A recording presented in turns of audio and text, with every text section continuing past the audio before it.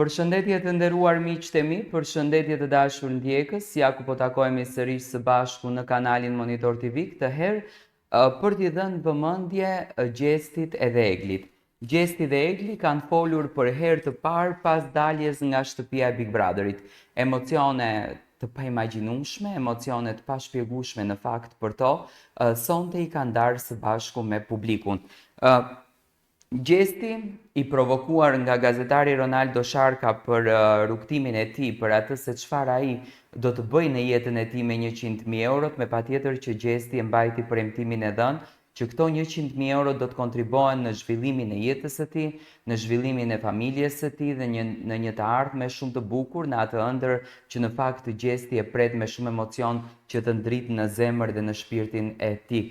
Por gjithsesi e pyetur edhe ndaj Egli Takos se çfarë do të ndodh me ty, si e po e përjeton momentin tënd të Gjestit dhe të dashurisë tënde, sepse jashtë po bëhet nami për ju.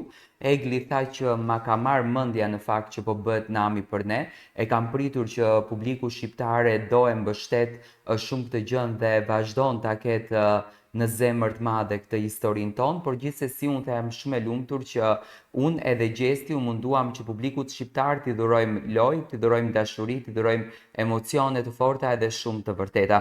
Banorët për herë të parë kanë folur rreth këtij rrugtimi, të Gjestit i duket e pabesueshme akoma që është fituesi i këtij formatit, i duket e pabesueshme dashuria që ka fituar nga publiku. Mbrëm për herë të parë Gjesti ka marrë informacione të shumta për suksesin e tij dhe sa shumë e duan atë, dhe sot ai do të fillon do të zbulon suksesin e tij, por në fakt dy pyetje që ishin pyetje si provokative, por për domethënë të shpejta për të kuptuar si do shkon marrëdhënia e tyre, Gjesti dhe Egli e kanë pranuar që të dy se janë të dashuruar. Kur dritat e skenës u shuan dhe muzika e fitores u zbe në sfondin e natës, në sytë e tij nuk shkëlqente vetëm emocioni i triumfit, por një dritë tjetër më e thellë, më njerëzore, drita e dashurisë. Sepse më shumë se një fitore me çmim, më shumë se një titull, Gjesti kishte fituar një ndjenjë të pastër, një zemër që i përkiste një tjetër zemre, asaj të Eglit. Para se të shihja gjithçka tjetër, tek Gjesti pash një shok, një njeri që më kuptonte dhe kur nuk flisja, një shpirt që më qetësonte vetëm me praninë e tij. Shpreh Egli me zërin e saj të butë mes një buzëqeshje të fshehtë dhjetra emocionale. Një miqësi që u ndërtua në heshtje, në sinqeritet dhe në mbështetje, u kthye pa zhurmë në diçka më të madhe, në dashuri. Ai nuk u fsheh më, tashmë që loja ka përfunduar, Gjesti është gati të flasë me zemër të hapur. Jam i dashuruar me Eglin dhe kjo nuk është një ndjenjë që lindi nga izolimi apo mjedisi i mbyllur. Kjo është një ndjenjë që rritej çdo ditë qetësisht, me shumë kujdes dhe shumë ndjenjë. Ajo është njeriu që më kuptoi, më pa përtej lojës dhe më mbajti kur unë dridhesha. Në një shtëpi kur gjithçka regjistrohet, ku çdo gjë analizohet dhe çdo fjalë komentohet, Gjesti dhe Egli ndërtuan diçka që i mbijetoi presionit, keqkuptimeve dhe opinionit të jashtëm. E ndërsa të tjerët e vlerësonin për lojën, për strategjinë, për përballjet, Egli e vlerësonte për atë që ishte si njeri, dhe kjo është ndoshta fitoria më e madhe e tij. E kam në qafë edhe pas fitores, thot ai me buzëqeshjen e njohur që shkrin çdo akull. Nuk e fsheh më se ajo është tash pjesë e pandashme e jetës së tij. Jo vetëm për çka ndodhi brenda, por për çka ndodhi mes tyre, brenda shpirtit të secilit. Nuk ka nevojë të bindë askënd, jo më tani jo, sepse ndjenjat e vërteta nuk duan justifikime, nuk duan sqarime, ato ndihen dhe do të ndihen thellë.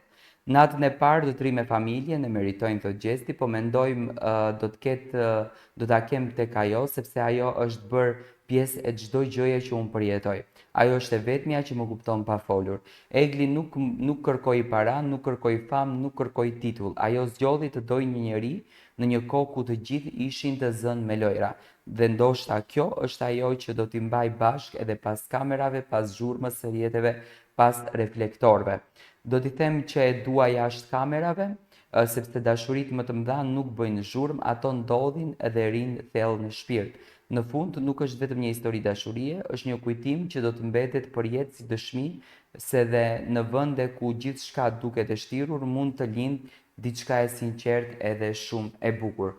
Do me thënë, në daljen e tyre të parë publike pas daljes nga shtëpia e Big Brotherit, Gjesti edhe Egli kanë premtuar që do të jenë së bashku, janë shumë të lumtur, Gjesti është shumë i gëzuar, po e përjeton si gjën më të rëndësishme këtë gjë dhe po e shijon dhe po e kënaq pafund, ndërsa edhe Egli është shumë e lumtur. Ne do të shohim tashmë sukseset e tyre, ne do të shohim tashmë rjedhën e jetës së bukur dhe atë se çfarë ato të dy jetojnë dhe po sjellin te publiku dhe me shumë dashuri do të duartrokasim çdo moment të këtij çiftit. Çfarë mësuam nga Gjesti dhe nga Egli? Nga Gjesti dhe nga Egli mësuam se si të duam dhe se si do të jemi besnik në këtë rrugtim.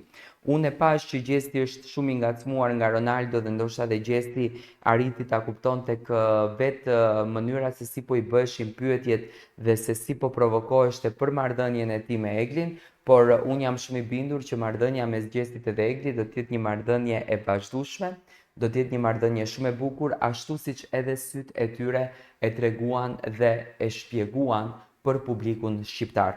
Gjesti dhe Egli treguan që e duan shumë njëri tjetrin, treguan që duartrokasin njëri tjetrin dhe treguan që do të jenë në një podium së bashku me njëri tjetrin, duke i falur dashuri dhe duke i falur suksese. Unë me zipres që të shoh Eglin duke shkuar në pej, do të ishte fantastike dhe me zipres që të shoh puthjen e tyre të parë me shumë dashuri dhe me shumë emocion.